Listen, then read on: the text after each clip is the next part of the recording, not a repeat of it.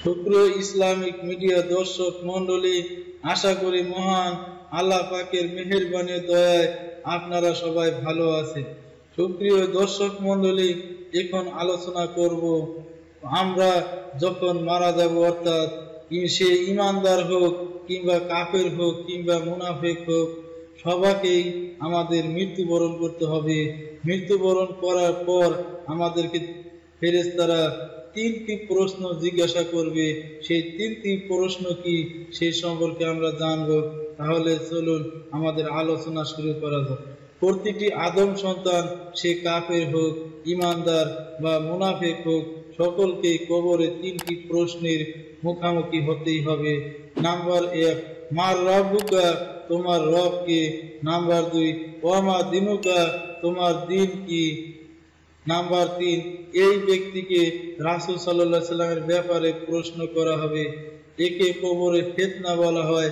শুধুমাত্র আল্লাহর প্রতি সঠিক ঈমান রেখে এবং কুরআন ও সহিহ সুন্নাহ অনুযায়ী নেক আমল করে, নামাজ, রোজা, হজ, যাকাত যথাযথভাবে পালন করে, দুনিয়াতে আল্লাহকে ভয় করে যারা আল্লাহর অনুগত থাকবেন, শুধুমাত্র তারাই এই প্রশ্নগুলোর উত্তর দিতে পারবেন। চাই সে আরবি জানুক আর না জানুক, এই প্রশ্নের উত্তর দিতে পারলে সেখানে তারা কিয়ামত পর্যন্ত সুখের ঘুমানো, জান্নাতের বিছানা ইত্যাদি নিয়ামতের মাঝে থাকবে।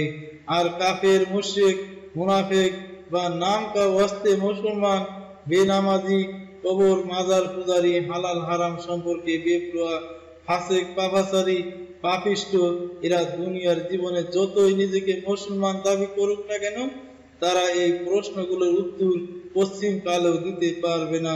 তারা হায় আফসোস, আমি জানি না বলে আহাজারি করবে এবং কঠিন শাস্তি ভোগ করতে থাকবে। দুনিয়ার জীবনে পাপাচারে লিপ্ত ব্যক্তিদের যারা তওবা করবে না, আল্লাহর রহমত অর্জন করতে ব্যর্থ হবে, তাদের জাহান্নামের শাস্তি কবরের জীবনে শুরু হয়ে যাবে। এই শাস্তি চলবে কিয়ামত পর্যন্ত। আর জাহান্নামের শাস্তি তো আরো কঠিন ও দীর্ঘস্থায়ী। এই জন্য রাসূল সাল্লাল্লাহু আলাইহি সাল্লাম আমাদেরকে বারবার কবরে আযাব থেকে বাঁচার জন্য, আল্লাহর কাছে আশ্রয় চাওয়ার জন্য উপদেশ দিয়েছেন। তিনি নিজেও নামাজের ভেতর ও বাইরে কবরে আযাব থেকে আল্লাহর কাছে আশ্রয় চাইতেন।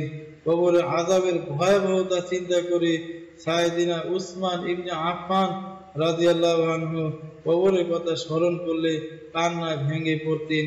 এমনকি তার কাপড় মোবারক ভিজে যেত চোখের পানিতে। সুপ্রিয় মুসলমান ভাই বোনেরা, ভিডিওটি এ পর্যন্ত। আশা করি ভিডিওটি ভালো লেগেছে। ভিডিওটি লাইক, কমেন্ট, শেয়ার করুন এবং আমার চ্যানেলটি সাবস্ক্রাইব করুন ইসলামিক ভিডিও পাওয়ার জন্য। ধন্যবাদ সবাইকে।